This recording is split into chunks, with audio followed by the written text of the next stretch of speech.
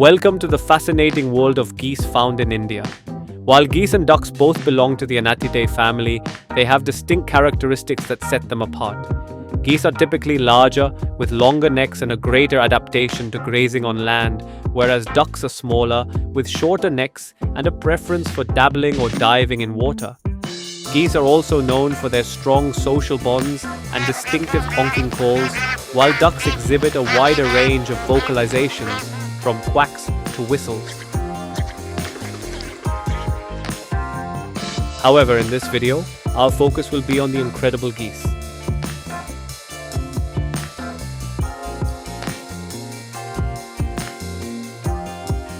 Bean goose, the Arctic wanderer. Let's start with the rarest, specifically the tundra bean goose here. Bean geese are of two types, tundra and taiga bean goose, and distinguishing between them can be quite challenging. Without binoculars, a distant tundra bean goose may resemble a grey lag goose. However, when you zoom in, you'll notice a distinct orange band on its beak. Its overall plumage is darker and browner compared to the grey lag. This species has a limited migration range within India, making sightings rare. In some parts of northeast India, they can be spotted during winter, but finding one among the vast stretches of wetlands requires keen observation and patience. The name bean goose originates from their historical association with feeding on bean fields. Like other geese, tundra bean geese undertake long migrations, traveling from their breeding grounds in northern Russia and Scandinavia to their wintering sites in Europe, China, and parts of northeast India. Spotting and capturing them on camera is a true delight, and I'm excited to share this experience with you all. Grey lag goose. They are the wild ancestor of domestic geese, making them one of the most significant birds in human history. These birds migrate to India in winter, forming large flocks in wetlands and fields. Their name, grey lag, comes from their tendency to lag behind in migration compared to other geese. We can see them in Gurugram in the winter near the wetland.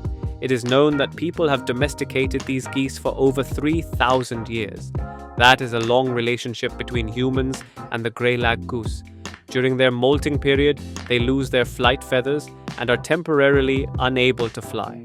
During this vulnerable time, they gather in large flocks for protection. Do you know grey lag geese need to eat sand and drink water to properly digest their food? This is why they are often found near both. When discussing grey lag geese in media, one name stands out prominently: Konrad Lorenz. His work has greatly influenced how we understand these birds. Konrad Lorenz was an Austrian zoologist, ethologist, and Nobel laureate, best known for his work on animal behavior, particularly with grey lag geese. His book, The Year of the Grey Lag Goose, provides a detailed and insightful look into the lives of these birds. It documents his observations and research, showcasing their social behaviors, imprinting, and life cycles. We are fortunate to have a large number of grey lag geese in Gurugram. While most city dwellers and non-birders may not be aware of their presence, any avid birder can easily spot them near the wetlands.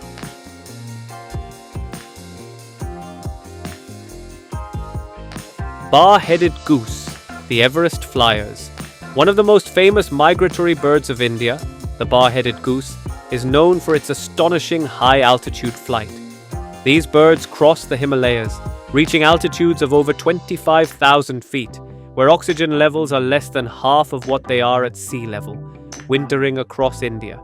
I have seen them from Ladakh to Delhi to Jharkhand, so very vast distribution. They all come from their breeding ground in Central Asia, Tibet, and Mongolia. Indian winters suit them well across all water bodies and wetlands. Their blood has special oxygen-binding hemoglobin, allowing them to survive at extreme altitudes. They time their migration to use wind currents that help them ascend faster.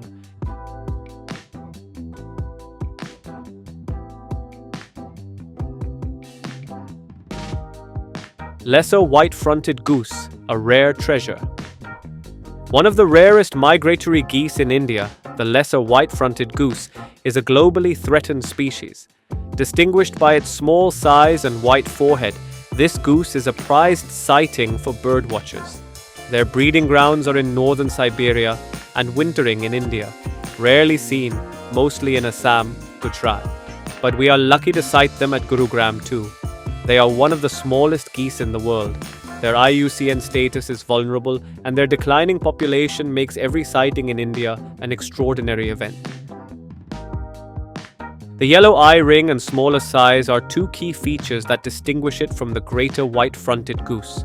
This charming visitor was a star attraction in Gurugram, highlighting the importance of wetlands, where even vulnerable species can be seen in close proximity to the city and residential areas. One of the smallest geese in the world, the lesser white-fronted goose embarks on one of the longest non-stop migrations, covering over 6,000 kilometers from its Arctic breeding grounds to its wintering sites.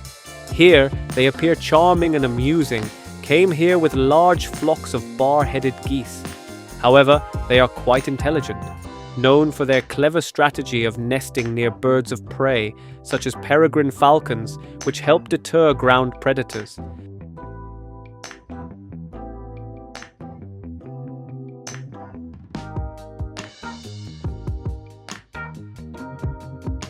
Greater white-fronted goose, Arctic survivor. Closely related to the lesser white-fronted goose, the greater white-fronted goose is a winter visitor to India, though in much smaller numbers. Their breeding grounds are Arctic Russia, Alaska, and wintering in India, but sporadic sightings in northern India, named for the prominent white patch at the front of its head, bordering the base of its bill. Lesser white-fronted have yellow ring in eye which is missing here, and they are larger in size. Primarily herbivorous, feeding on grasses, seeds and grains, but during the breeding season, they may also consume insects and other invertebrates. Like human, they need high proteins too. When you think of Gurugram, birdwatching might not be the first thing that comes to mind. However, its location in northern India and relatively mild winters, compared to the harsh cold of Europe, Siberia, and even northern India, make it a prime destination for birders. Every year, rare migratory species are spotted here, making it a hotspot for avian enthusiasts. The real challenge, however, lies in the survival of these wetlands, which are under constant threat due to rapid urbanization. One can only hope that the government takes proactive steps to protect these vital ecosystems before it's too late. Lastly, we have one of the most stunning geese, the red-breasted goose. Sightings of this rare vagrant in India are extremely scarce, with occasional records from Gujarat. Though we haven't captured footage of this elusive beauty yet, we hope to do so in the future. Classified as a vulnerable species, these geese are smaller in size, making them incredibly agile in flight. A rare and fascinating fact about the red-breasted goose is that it has one of the fastest and most direct migrations of any goose species. Unlike other geese that make multiple stopovers, red-breasted geese travel non-stop for thousands of kilometers from their Arctic breeding grounds in Siberia to their wintering areas in Eastern Europe and occasionally India. This rapid migration helps them avoid predators and harsh weather while conserving energy for breeding and survival. As we wrap up this journey into the fascinating world of geese, it's clear that these incredible birds are not just seasonal visitors, but symbols of endurance, adaptation, and the delicate balance of nature. Their epic migrations, strong social bonds, and reliance on wetlands remind us of the importance of conservation. With rapid urbanization and habitat loss, it is up to us to ensure that these winged travelers continue to grace our skies for generations to come. Let's celebrate and protect these remarkable geese and the wetlands they depend on. Keep watching with us, Birds of Incredible India, and keep commenting.